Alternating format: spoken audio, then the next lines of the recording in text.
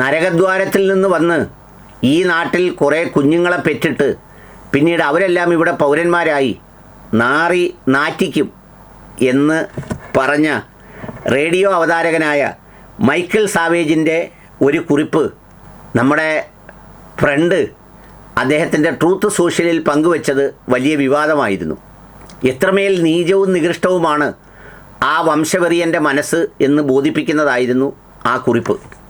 എന്നാൽ ആ കുറിപ്പിന് നമ്മൾ അനുചിതം, അനുപേക്ഷണീയം, ഉച്ഛിഷ്ടം, നികൃഷ്ടം, നിഷിതേ, പുഷിതേ എന്നൊക്കെ പറയുന്ന പ്രതികരണമാണ് നമ്മുടെ വിദേശകാര്യ മന്ത്രാലയം നടത്തിയത്. അതിൽ ട്രംപിൻ്റെ പേര് പറയാതിരിക്കാനും അമേരിക്കൻ പ്രസിഡൻറ്റിൻ്റെ പേര് പറയാതിരിക്കാനും ഒക്കെ വളരെ ശ്രദ്ധാപൂർവം നമ്മുടെ വിദേശകാര്യ വകുപ്പ് ശ്രദ്ധിച്ചു. കാരണം ഒരിക്കൽ പോലും അതുകൊണ്ട് ഒരു വേദനയും ഉണ്ടാകരുത് എന്നുള്ളതാണ് ആഗ്രഹം. എന്നാൽ അതിന് ഇറാൻ കൊടുത്ത മറുപടിയാണ് രസകരമായത്. യുദ്ധക്കുറ്റവാളിയായ ട്രംപ് എവിടെയുണ്ടോ അതാണ് നരകമെന്നും ചൈനയും ഇന്ത്യയുമൊക്കെ മാനവ പുരോഗതിയുടെ കളിത്തൊട്ടിലാണെന്നുമാണ് ഇറാൻ പറഞ്ഞത്. എങ്ങനെയുണ്ട് ഇറാനിയൻ എംബസിയുടെ ആ പോസ്റ്റ്? അത് ഞാനൊന്ന് വായിക്കാം.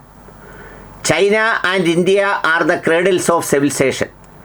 In fact the L whole is where it's war criminal presided threaten to decimate the civilisation in Iran.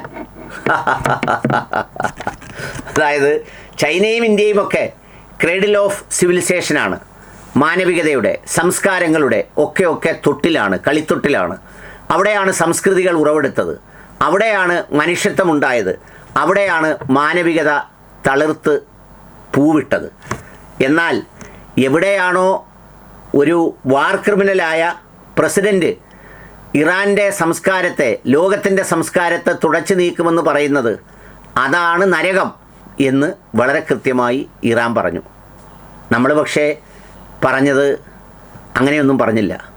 നമ്മുടെ നാട്ടിലെ ഈ നരകദ്വാരത്തിൽ നിന്ന്, നരകഗേഹത്തിൽ നിന്ന്, നരകത്തിൻ്റെ ഗർഭഗൃഹത്തിൽ നിന്ന് കുറേ ആളുകൾ വന്ന് അവിടെ പെറ്റുകൂട്ടുന്നു എന്ന ആ പോസ്റ്റ് ഒന്ന് ആലോചിച്ച് നോക്കിയേ. എത്ര നീചനും നികൃഷ്ടനും പരമവിദ്രോഹിയുമാണ് ഈ ഡൊണാൾഡ് ട്രംപെന്ന്. എന്നിട്ടും എടോ ട്രംപേ എന്ന് വിളിച്ച് അവനോട് 4 വർത്തമാനം പറയാൻ നമുക്ക് ശേഷിയില്ല. അവൻ പാകിസ്ഥാൻ പ്രധാനമന്ത്രിയെയും ഒക്കെ വാനോളം പുകഴ്ത്തുന്നു, മഹത്വം പറയുന്നു. പുള്ളി സമാധാനം പറഞ്ഞപ്പോൾ ഞാൻ സമാധാന ഗുണവാനായി എന്ന് പറയുന്നു. എന്നിട്ടാണ് ഇന്ത്യയെയും ചൈനയെയും ഈ വർത്തമാനം പറഞ്ഞത്. അതിൻ്റെ മറുപടിയിൽ നമ്മുടെ വിദേശകാര്യ മന്ത്രാലയം, മറ്റേത് പ്രസിഡൻ്റാണ് പറഞ്ഞത്, നമ്മുടെ വേറെ വലിയ ആളുകൾ ആരും പറഞ്ഞില്ല. എന്ന് പറഞ്ഞാൽ അങ്ങനെ പറഞ്ഞാൽ അവൻ ചുറ്റും പിണങ്ങിയാലോ, പിണങ്ങുന്ന വലിയ വിഷമമല്ലേ. അതുകൊണ്ട് അവനെ പുണക്കാതെ പറഞ്ഞു അനുചിതം, അനുപേക്ഷണീയം, പിന്നെന്താ പിന്നെ അനാവശ്യം, അങ്ങനെയൊന്നും പറഞ്ഞില്ല, അനാവശ്യം എന്നൊന്നും പറഞ്ഞില്ല. എന്ന് മാത്രമല്ല, ഇത് നമ്മൾ തമ്മിൽ നിലനിൽക്കുന്ന ആത്മാർത്ഥമായ സഹകരണത്തിൻ്റെയും സ്നേഹത്തിൻ്റെയും ഒരു പ്രതിഫലനമായി മാറിയില്ല എന്ന് പറഞ്ഞു. എന്നിട്ട് തേങ്ങാപ്പൂള് തിന്നുകൊണ്ടങ്ങ് പോയി.